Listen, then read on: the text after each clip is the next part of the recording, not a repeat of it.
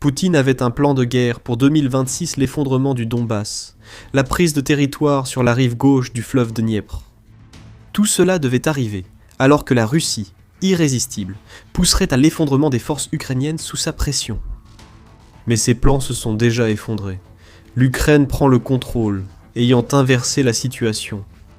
La Russie pensait terminer la guerre en 2026, mais c'est l'Ukraine qui va tout gagner, alors que Poutine sacrifie plus de soldats qu'il ne peut en remplacer. Le plan de la Russie consiste entièrement à avancer. Poutine a constitué une force d'environ 700 000 soldats en Ukraine, et leur mission en 2026 est d'avancer profondément en Ukraine sur plusieurs axes. Le fleuve Dnipro est une cible clé. Poutine veut que les troupes russes s'approchent le plus possible de la rive gauche de ce cours d'eau, et peut-être même qu'elles atteignent un point où elles pourraient le traverser. Donetsk, bien sûr, est une priorité absolue. Poutine a la légendaire ceinture fortifiée dans sa ligne de mire, et il veut que la Russie avance vers les villes de Sloviansk et Kramatorsk. Elle est très importante pour la Russie. À mesure que la Russie progresse vers ces villes, elle se rapproche aussi de la prise de Donetsk et, par extension, de celle de l'ensemble du Donbass. Cela a été l'élément clé de toutes les discussions de paix qui ont eu lieu jusqu'à présent entre l'Ukraine et la Russie. Mais ce n'est pas tout. Les plans de Poutine sont aussi ambitieux que possible en 2026. En plus de ces deux objectifs, la Russie fera tout pour renforcer son contrôle sur la côte de la mer Noire, facilitant ainsi la prise de Donetsk. Cela pourrait aussi réduire la pression ukrainienne sur la Crimée et la flotte de la mer Noire. Et elle a été acculée à Novorossiysk, un refuge devenu inutile durant l'invasion. Cela ne fonctionne plus très bien ces derniers temps, car l'Ukraine construit des drones plus grands et plus performants qu'elle utilise pour attaquer cette nouvelle base, comme elle l'a fait le 2 mars, lorsque l'Ukraine a endommagé une paire de navires de guerre faisant partie de la flotte de la mer Noire à Novorossiysk. Et cela continue. La Russie veut achever la prise de Louhansk, qui est l'autre partie clé de la région du Donbass qui doit tomber avec Donetsk. Mais attendez, la Russie affirme que la chute de Louhansk vient tout juste d'avoir lieu, pour la 3e fois depuis le début de l'invasion de l'Ukraine. L'Institute for the Study of War, ou ISW, a rapporté le 1er avril que le ministère russe de la Défense a proclamé en grande pompe que la Russie a pris le contrôle de l'ensemble de la région de Louhansk. Mais même si c'est la 3e fois que la Russie fait une telle déclaration, et que l'ISW note qu'elle contrôle effectivement 99,84% de Louhansk, l'oblast n'est toujours pas complètement tombée. Nadia et Novoïerivka, qui se trouvent toutes deux à l'est de Borova, résistent encore. La Russie pourrait vouloir capturer ces localités pour affirmer, pour la 4e fois, que Louhansk est tombée. La 4e fois sera peut-être la bonne. La Russie souhaite toujours établir une zone tampon allant de Tchernihiv à Soumy jusqu'à l'oblast de Kharkiv, pour protéger ces régions frontalières d'une contre-invasion ukrainienne. Des avancées vers Zaporijia et Ouliaïpol sont aussi prévues, la première visant à permettre à la Russie de créer une seconde zone tampon pour freiner l'avancée ukrainienne du sud vers Donetsk. Ouf! Ces plans très ambitieux demanderont tous les effectifs dont la Russie dispose pour être réalisés. Vladimir Poutine est aussi ambitieux qu'au début de la soi-disant opération militaire spéciale. La Russie a déjà lancé l'offensive du printemps, qui se prolongera durant l'été puis l'automne, et qui est censée atteindre tous ses objectifs. Mais le vrai problème est le suivant. Cette opération n'a pas réussi à prendre Kiev, et ces derniers plans sont également en train de s'effondrer avant même que la Russie ait la possibilité de les exécuter. Quelque chose a changé pour la Russie. Alors qu'elle essaie de se présenter comme une force invincible sur le champ de bataille, ce que nous voyons en réalité, c'est un renversement total de la dynamique. Poutine peut avoir les plans, mais l'Ukraine a l'avantage. Le scénario russe a été totalement bouleversé par l'Ukraine. Ce qui devait être, pour Poutine, l'année de la fin de la guerre en 2026, est en train de devenir l'année où la Russie subira ses humiliations les plus embarrassantes sur le champ de bataille qu'elle ait connu jusqu'à présent. Et la raison en est que l'Ukraine a son propre plan pour contrer tout ce que fait la Russie, tout en préparant en même temps le terrain pour un retour qui lui permettra de libérer des territoires, même alors que la Russie tente d'avancer. Ce plan peut se résumer en 4 mots. Épuiser, tenir, construire et frapper. Selon le commandant en chef des forces armées ukrainiennes, Oleksandr Syrski, qui s'est exprimé sur ICTV à propos du contre-plan ukrainien contre la Russie. En 2026, l'Ukraine fera tout son possible pour tenir le territoire que la Russie prévoit d'attaquer, ce qui est la partie la plus évidente du plan. L'Ukraine ne veut pas perdre ce territoire. Chaque mile carré cédé à la Russie rapproche Poutine de ses objectifs. En tenant ce territoire, l'Ukraine accomplit également la deuxième partie de ce plan, qui consiste à épuiser les forces russes. Encore une fois, la logique est claire. Poutine et ses sbires ont montré à maintes reprises que leur principale stratégie sur le terrain consiste à lancer de la chair à canon et du matériel contre les défenses ukrainiennes jusqu'à ce qu'elles s'effondrent. Plus l'Ukraine résiste sur le territoire attaqué, plus les pertes humaines et matérielles russes augmentent, limitant ainsi la puissance de son armée. Les frappes à longue portée complètent la seconde phase de la stratégie ukrainienne, car elles détruisent la machine de guerre russe de l'intérieur. Cependant, ce sont les parties 3 et 4 de la stratégie ukrainienne qui changent la donne pour l'Ukraine. Le pays prévoit de constituer de solides réserves pendant que son armée tient ses positions. Vous verrez bientôt que ces réserves ne servent pas seulement à former une grande armée. Ensuite, il y a l'aspect offensif.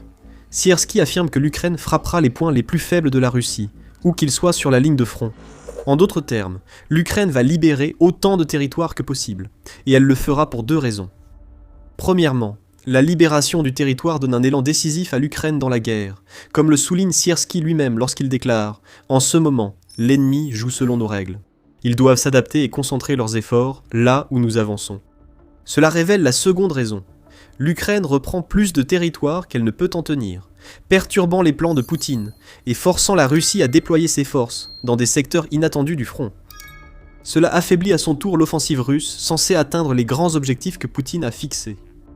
Nous avons donc 2 pays avec des plans très différents. C'est là que cela devient douloureux pour Poutine. Le plan russe s'est surtout résumé à beaucoup de paroles, puis la destruction de chaque tentative de concrétisation. Le plan de l'Ukraine a déjà été appliqué et se constate actuellement sur le champ de bataille. Abordons d'abord l'aspect le plus marquant de l'approche à 4 volets de l'Ukraine. Cibler les points faibles de la Russie. L'Ukraine met en œuvre cette partie particulière de son plan depuis la fin janvier, lorsque SpaceX a finalement éliminé la capacité de la Russie à accéder à Starlink via des terminaux illicites. Cette décision a provoqué une rupture des communications dans l'armée russe, digne de Led Zeppelin, entraînant de grandes faiblesses dans le sud de l'Ukraine, où l'infiltration russe maintenait difficilement les territoires conquis fin 2025. L'Ukraine a frappé fort et rapidement, réalisant des avancées impressionnantes en libérant de vastes zones de territoire et plusieurs localités sous le nez de la Russie. UK rapporte que selon lesquels Sierski a déclaré le 31 mars que l'Ukraine a libéré plus de 480 km², soit 185 miles², de son territoire dans la direction d'Olexandrivka depuis le début de sa campagne de frappe, plus tôt en 2026. Cela s'ajoute aux 430 km², soit 166 miles², que l'Ukraine a repris lors de la contre-offensive de Dobropilia qui a eu lieu plus tôt, ainsi qu'à la reprise de Kopiansk par l'Ukraine, qui a vu la ville échapper complètement au contrôle russe. Sierski précise que ces opérations forcent la Russie à redéployer des troupes depuis Pokrovsk et Argerotina, ce qui correspond à l'effet recherché par l'Ukraine. Forcer la Russie à détourner des troupes, créer encore plus de faiblesses sur le front. Vous souvenez-vous de la zone tampon sud mentionnée plus tôt? La reprise par l'Ukraine de nombreux territoires autour d'Olexandrivka a rendu cette zone tampon inaccessible à la Russie. Poutine ne peut établir de zone tampon sur un territoire que la Russie a perdu. Et à mesure que l'Ukraine progresse davantage dans cette direction, ce qui semble être le scénario le plus probable dans les mois à venir, ce qui devait être une zone tampon va se transformer en un couloir que l'Ukraine pourra utiliser pour acheminer des troupes en direction de Donetsk. La partie offensive du plan ukrainien en 4 volets pour remporter la guerre est déjà bien lancée. Et souvenez-vous, chaque parcelle de territoire que l'Ukraine reprend devient un territoire qu'elle peut tenir, ce qui en fait à son tour un territoire que l'Ukraine peut utiliser pour épuiser les forces russes. Et en parlant de tenir, l'Ukraine fait aussi un excellent travail à ce niveau-là. Avant d'entrer plus en détail là-dessus, c'est pour cela que nous faisons The Military Show, pour expliquer comment le rapport de force évolue réellement sur le champ de bataille. Si vous voulez en voir plus, assurez-vous de vous abonner à la chaîne pour ne jamais manquer une vidéo. Passons maintenant à la tenue du territoire. L'Ukraine agit ainsi depuis que la Russie a lancé son offensive de printemps début mars. Selon Euromaidan Press, l'Ukraine a réussi à perturber, et pour la plupart, à bloquer une offensive russe sur 13 axes qui se concentrent sur tous les endroits que nous avons mentionnés. Il existe des exemples individuels du succès de l'Ukraine, comme ce qu'a accompli le bataillon Ronini du pays, qui fait partie de la 65e brigade mécanisée indépendante de l'Ukraine, le 28 mars. La Russie a tenté une attaque blindée près de Robotina, dans la région de Zaporijia, à cette date. La Russie a subi un échec total. Les opérateurs de drones ukrainiens ont détruit les 10 véhicules blindés engagés dans l'assaut. Ce scénario se répète partout, la Russie lançant toujours plus d'hommes et de matériel contre l'Ukraine. Medusa a souligné dans une analyse du 1er avril qu'il règne actuellement une accalmie sur toutes les lignes de front, bien que la Russie tente d'intensifier ses assauts. La contre-offensive ukrainienne, qui a permis la reprise de nombreux territoires, a stoppé net les avancées russes sur les axes de Kharkiv, Zaporijia et Dnipropetrovsk. L'Ukraine contrôle encore la périphérie de Konstantinivka, où se situent les immeubles de grande hauteur. Cela annonce une bataille d'usure brutale où les forces de Poutine perdront des milliers d'hommes en tentant de prendre la ville. L'Ukraine rapporte que la situation s'est stabilisée sur l'axe de Sloviansk, et que l'Ukraine a même réussi à reprendre une partie du village de Minkivka lors d'une autre contre-attaque réussie. Et dans les directions de Rokiv et de Ouliaïpol, d'autres contre-attaques ukrainiennes ont encore ralenti les avancées russes jusqu'à les arrêter presque complètement. La Russie tente, sans succès, d'avancer sur des localités clés sans essayer pour l'instant de les prendre directement. Elle cherche à contrôler la zone autour de ces localités pour préparer une offensive en profondeur. Mais l'Ukraine résiste toujours malgré ses efforts. Tout cela nourrit le volet d'épuisement du plan ukrainien. Avant d'aborder cela, il y a l'aspect du renforcement sur lequel il faut se concentrer. L'Ukraine affirme vouloir créer des réserves, ce qui implique plus que réunir de la main-d'œuvre. L'Ukraine a subi un hiver difficile, la Russie bombardant ses infrastructures énergétiques avec des drones et missiles pour terroriser les civils. Les coupures de courant et le manque de chauffage étaient fréquents en Ukraine durant l'hiver 2025-2026. Et l'Ukraine va tout faire pour s'assurer d'être prête si la Russie tente de refaire la même chose à la fin de 2026. Reuters a rapporté le 30 mars que l'Ukraine constituait déjà des réserves de gaz pour l'hiver prochain. Elle cherche à augmenter son approvisionnement en gaz naturel liquéfié provenant des gazoducs du système de corridor vertical qui traverse la Grèce. Les importations de carburant diesel sont déjà en augmentation alors que l'Ukraine constitue des stocks en prévision de ce qui l'attend. Les réserves prennent diverses formes. Cet exemple est crucial pour l'Ukraine, qui cherche à prolonger la guerre jusqu'à ce que sa stratégie d'épuisement soit efficace. Il existe aussi des réserves ayant un impact direct sur les forces armées ukrainiennes, comme la constitution de personnel mobilisable rapidement au front. C'est un point du plan ukrainien difficile à mettre en œuvre. Dès août 2025, Sierski a déclaré que l'Ukraine se concentrait sur la constitution de réserves prêtes au combat. Aujourd'hui, Sierski déclare que le personnel demeure la priorité pour l'Ukraine. La mobilisation est en vigueur en Ukraine, et Sierski dit qu'il évalue les efforts mis en place jusqu'à présent par l'Ukraine à 6 ou 7 sur 10, ce qui implique que l'Ukraine pourrait faire mieux. Sierski admet que l'armée doit garantir des conditions pour éviter que les recrues ne s'absentent sans autorisation, comme il le précise. L'absentéisme non autorisé s'explique surtout par le refus de servir et la peur pour sa vie. La transition vers le service militaire, du recrutement à la formation, doit rester fluide et indolore. L'Ukraine travaille à l'amélioration des conditions de mobilisation, en se concentrant sur chaque maillon de la chaîne, de l'hébergement, à la formation et à la nutrition. L'objectif semble être de rendre ce processus aussi fluide que possible, ce qui apportera des avantages par la suite, car l'Ukraine parviendra à conserver davantage de soldats qu'elle recrute. Un taux de rétention plus élevé permet de constituer des réserves, et ces réserves alimentent tous les autres aspects du plan que l'Ukraine a mis en place pour paralyser la campagne russe de 2026. Et avec cela, nous revenons à l'épuisement. La Russie a lancé son offensive de printemps début mars. Nous constations déjà plus tôt en 2026 les résultats de la stratégie d'épuisement de l'Ukraine. Au cours des 3 premiers mois de 2026, la Russie a perdu 89 000 soldats, et elle doit maintenant faire face à environ 1500 pertes par jour. La bonne nouvelle pour Poutine, c'est que ce chiffre est inférieur aux quelques 100 000 soldats que la Russie a perdus entre novembre 2025 et janvier 2026. Cependant, nous avons également constaté une forte augmentation du taux de pertes russes depuis le lancement de l'offensive de printemps, y compris une journée record où Poutine a sacrifié plus de 1700 soldats russes le 17 mars, ce qui constitue le total quotidien le plus élevé jusqu'à présent, en 2026. Voilà l'essentiel jusqu'à présent. Alors que la Russie intensifie ses attaques, la réussite de l'Ukraine dans la phase frapper et tenir est cruciale pour augmenter les pertes russes. Le ministre ukrainien de la Défense, Mikhailo Fedorov, affirme vouloir que l'Ukraine inflige 50 000 pertes mensuelles à la Russie.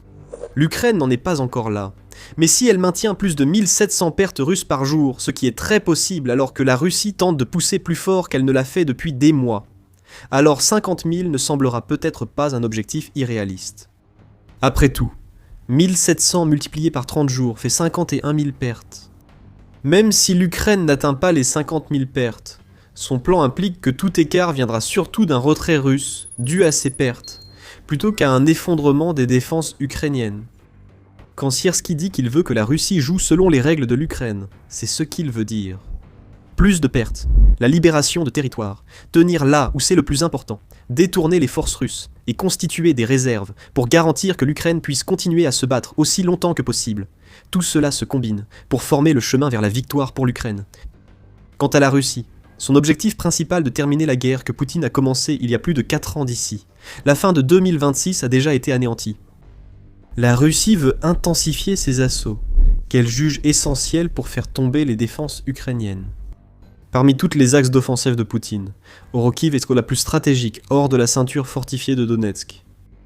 Cette localité donnerait à la Russie un accès à la rive gauche du Dnipro, permettant ensuite une offensive contre Zaporizhia. Mais pour prendre Orokiv, la Russie doit s'emparer de Gouliaïpol.